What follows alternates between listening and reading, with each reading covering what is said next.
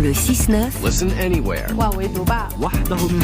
Sur France Inter. Bonjour Pierre Aski. Bonjour Simon. Vous revenez ce matin sur la situation dans la bande de Gaza. 2 images en ces derniers jours de 2024. La première est celle d'un homme en blouse blanche qui marche sur les gravats entre des bâtiments détruits par la guerre. Il avance vers 2 énormes chars qui lui bloquent la route. L'homme est le docteur Hossam Abou Safieh, directeur de l'hôpital Kamal Adwan, situé dans le nord de la bande de Gaza, attaqué par l'armée israélienne.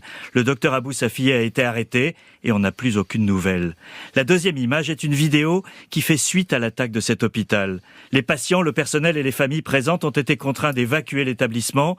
Sur la vidéo, on les voit marcher entre 2 rangées de blindés israéliens, les hommes en sous-vêtements, les bras en l'air, avançant vers un sort inconnu. Israël a arrêté 240 personnes dans l'hôpital.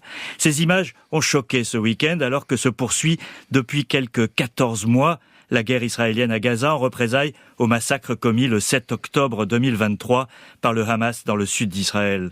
Une guerre qui ne faiblit pas, malgré 45 000 morts selon le chiffre des autorités de santé contrôlées par le Hamas, malgré aussi des négociations qui, une nouvelle fois, ont capoté la semaine dernière autour du sort des otages prisonniers du Hamas et d'un cessez-le-feu. Pourquoi ces attaques contre les hôpitaux ? Israël affirme que ces hôpitaux, 3 d'entre eux ont été attaqués en 48 heures, sont des centres de commandement du Hamas, ce qui en droit international permettrait de s'en prendre à des bâtiments normalement protégés.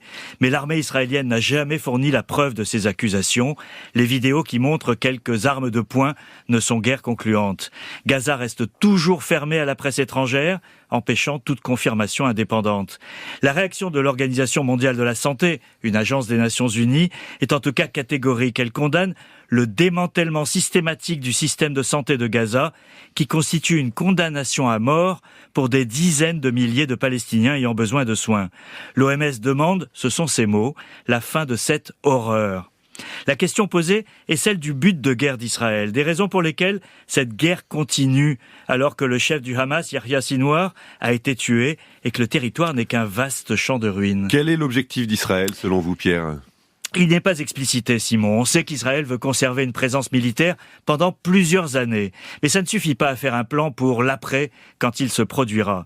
Le Premier ministre israélien Benjamin Netanyahou reste volontiers dans le flou, ne serait-ce que parce qu'une partie de sa coalition, à l'extrême droite, veut recoloniser Gaza et que ses alliés américains s'y opposent, au moins jusqu'à l'arrivée de Donald Trump. La disparition hier de Jimmy Carter nous rappelle le rôle de facilitateur et de parrain de la paix qu'un président américain peut jouer quand il en a l'ambition. Carter, c'est l'homme de la paix israélo-égyptienne avec Begin et Sadat en 1978, et c'est un homme qui, après avoir quitté la Maison-Blanche, a essayé en vain de faire avancer la cause de la justice pour les Palestiniens. Que fera Donald Trump ? Pour l'heure, tout se passe en fait comme si Netanyahou profitait de ces dernières semaines au cours desquelles il a de fait les mains totalement libres pour achever la destruction de la bande de Gaza. Le Premier ministre israélien refera de la politique après le 20 janvier avec un ami à la Maison-Blanche. Pierre Aski, merci.